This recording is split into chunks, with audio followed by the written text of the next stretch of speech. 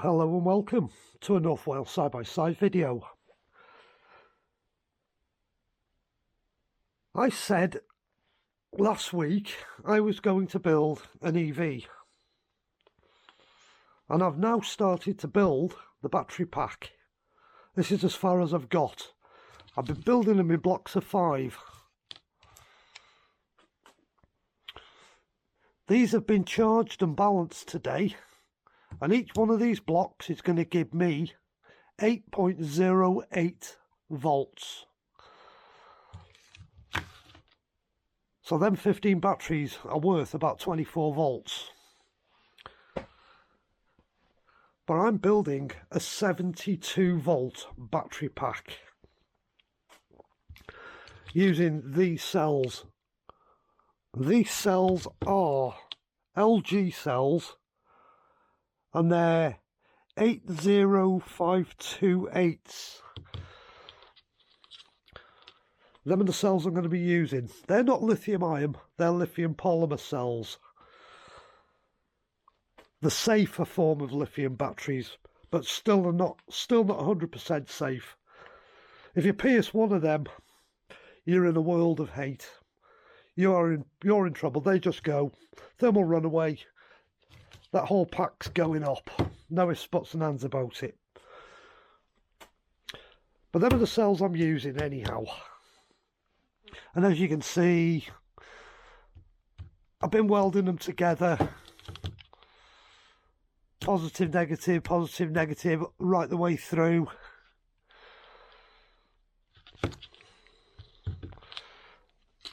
And I'm using these wires for just checking resistance. I've still got some more work to do on them because I've got to eventually link the rest of the cells together, and I've also got to pack them in the battery case that I haven't received yet.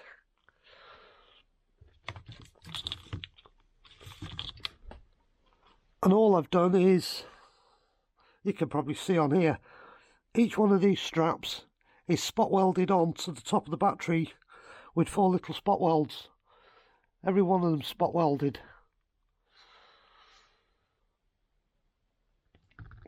For now, I've just put them into blocks of 5, and I've heat shrinked them all together so they don't move about. But I will have to break the heat shrinking on a positive and a negative in each block, because they will have to go in that format. And this pack, this negative will go to that positive all the way up to here, and then there to there to there, and then it'll just carry on through the entire pack up until I'm at the point where I've got the required voltage and a little bit more, because I'm probably going to put 84 volts into this pack, which will leave me with a couple of spare cells. But because I'm building the pack and I'm designing the pack, I know how I've put it together. If I ever have a bad cell, I know how to get it apart. I can change an individual cell because they're easy to check. I'll just show you what voltage is in that pack. And I've got my trusty multimeter here. So if I put you onto the multimeter and turn the light on,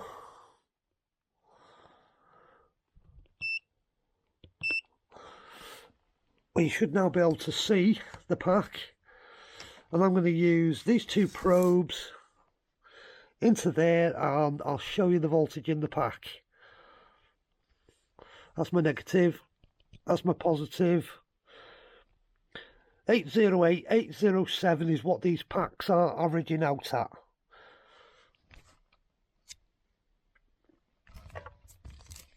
That's one pack. So all I've done today with these is charge them and balance them.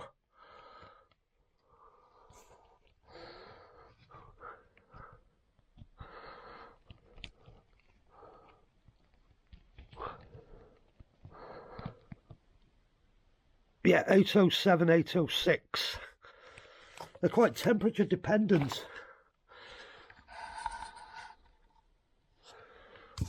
This is the last pack I've built. Once again, positive, negative.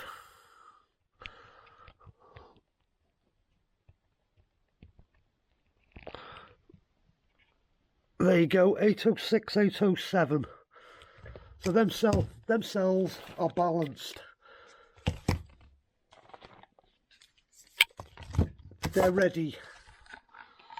They're now ready to be put to one side for me to carry on building more of these up till I'm where I need to be in the voltage. And once I've put them into the case, I'll just link them all together, and then the last, if you can imagine, I've finished building the pack now, and we're at the point where we're positive, negative, positive, negatives. Let's get these in the right orientation, otherwise I'm going to do some damage. Yep. So what I'll end up with is a positive here and negative there. And that's where I will take the main the battery pack with probably 60 amp cable to send the battery power to the controller, where everything else is connected up. I'm aiming for 48 amps out of this battery pack, but I'm using a 60 amp controller, so I can spike the power on full throttle to give me a bit of a boost when you're accelerating, because I'm using quite a high power electric motor, and you need the initial kick when you go full throttle, and you need a little bit of extra voltage, a lot of amps, and a controller that can take the amps and take that hit. So that's the start of the project. The rest of the bits I'm still waiting for, but the cells I do have. And I've bought way too many. I know that. But what I'll do with the spare cells is I'll build them up into these sort of packs, and I will balance them, and I will store them somewhere safe. Just in case I have an issue with a pack, I can either take an individual out, or I can just swap a pack over, which is probably what I'm going to do. Then diagnose whichever pack's gone faulty. But that's the idea of these wires. I can monitor every single pack as an individual pack. So I'll designate each pack a number, like pack 1, pack 2, pack 3, and onwards up until I've finished. And then on the computer, each pack will be monitored, and if I've got, say that cell goes down, it'll register on them 2 wires, and I'll know I'm looking for pack 1, which will have a faulty cell in it, and then I've only got to check 5 individual cells in a pack to either rebuild the pack or just throw another pack in it. First little teaser. Thanks for watching.